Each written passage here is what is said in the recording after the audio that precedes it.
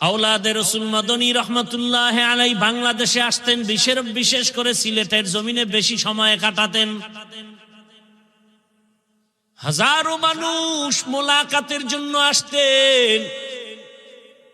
আওলাদে রাসূল আসছে, দেখতে যাই, বরকত নেই, হাত বিছায় বিছায় সালাম দেওয়ার জন্য। তবে দুই শ্রেণীর মানুষের সাথে হযরতে হাত মিলাতেন না।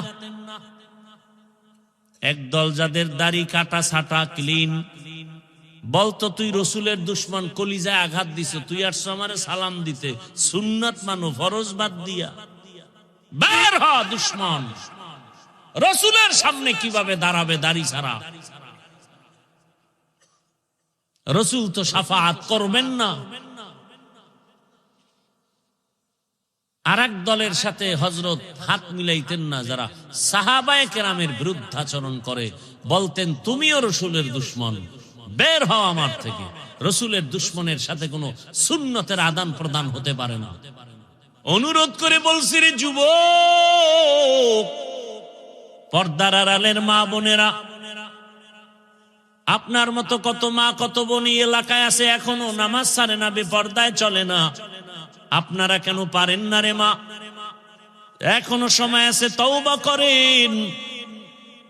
আদর্শ সন্তানের মা বাবা হয়ে কবরে যান। আপনার কি মনে চায় না একটা ভালো সন্তানের মা হবেন, মানুষ প্রশংসা করবে? আরে আম্মা জান, আব্বা জানেরা, আপনারা কি সন্তানের ভবিষ্যৎ নিয়ে ভাবেন না? আপনি যদি ভালো আদর্শ দিয়া যেতে পারেন, সন্তান বন্ধুদের নিয়ে এক সময় গর্ব করবে আর বলবে আমার আম্মু কত ভালো, আমার আব্বু কত ভালো। 5 ওয়াক্ত নামাজ আদায় করতেন, মোবাইলে সময় নষ্ট করতেন না। আমার বাবা কখনো মায়ের উপরে জুলুম করে নাই, আমার আম্মু মোবাইলে সময় নষ্ট করে নাই, বেগানার পেছনে দৌড়ায় নাই, গান বাজনা দেখে নাই।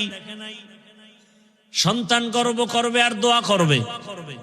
আর আল্লাহ না করুন যদি খারাপ চরিত্র রেখে চলে যান, সন্তান ধিক্কার দিবে আর বলবে আমি ভালো হব কিভাবে, আমার মা বাবার চরিত্র তো ভালো ছিল না।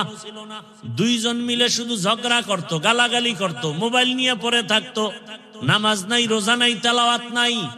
আমার আব্বু আম্মু এত নষ্ট ছিল, কিছু বলার নাই, আমিও তো তার সন্তান, এত ভালো কেমনে হই?